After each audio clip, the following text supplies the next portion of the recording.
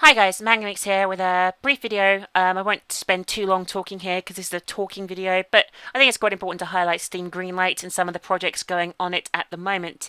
For those of you who don't know, Steam Greenlight is a platform as part of Valve's Steam platform where you can vote for games that you would like to see on Steam from a library of indie games that are put forward by developers to be considered for this. It lets them get their titles out there, lets them get promoted on Steam, and lets more people access the game really, which is brilliant. Some of these games are still being worked on. Some of them are already out. Some of them you will have heard of before, but there's certainly games here that need you guys to vote for them. So I would very much to see the following games on Steam. So here is some recommendations from myself, and I hope you'll vote for them by going to the Steam Greenlight link below and having a look around.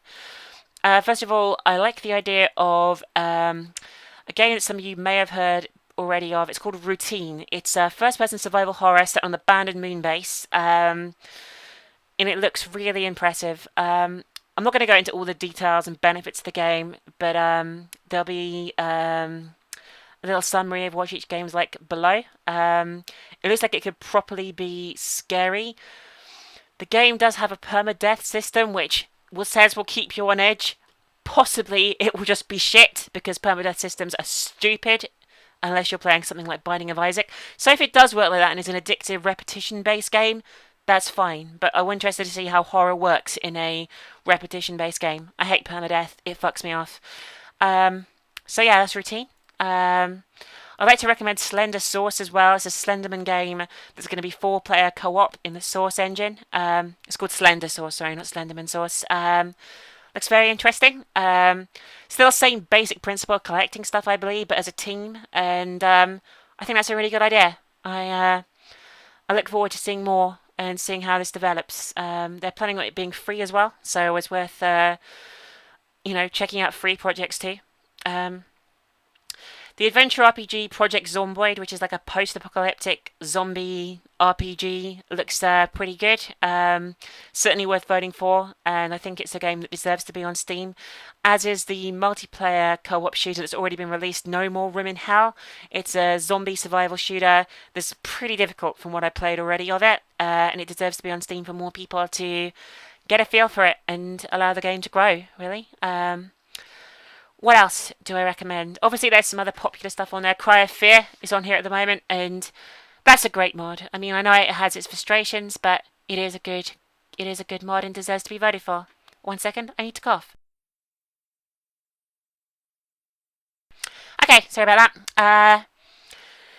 Looking through some of the other titles here, there's some I'm not 100% sure on the details of. Some of them are on different languages, so obviously it's hard for me to, come up with a set opinion of them, but they're the ones that immediately catch my eye. I'm sure there's going to be a lot more interesting things on here I haven't seen.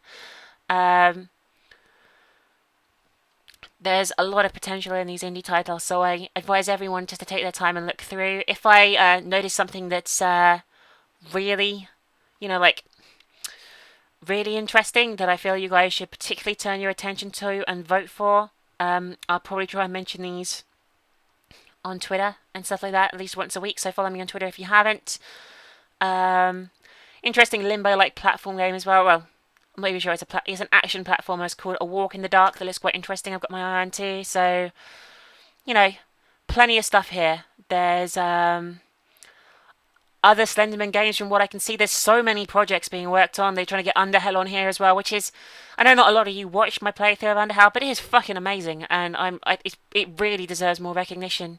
As does Paranormal, which, while buggy and not yet finished, is a lot of fun and deserves your votes. So yeah.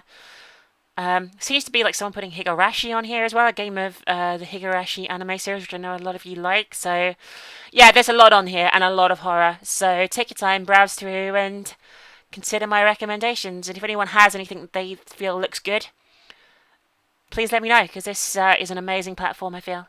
Anyway, bye for now, guys. Talk to you soon.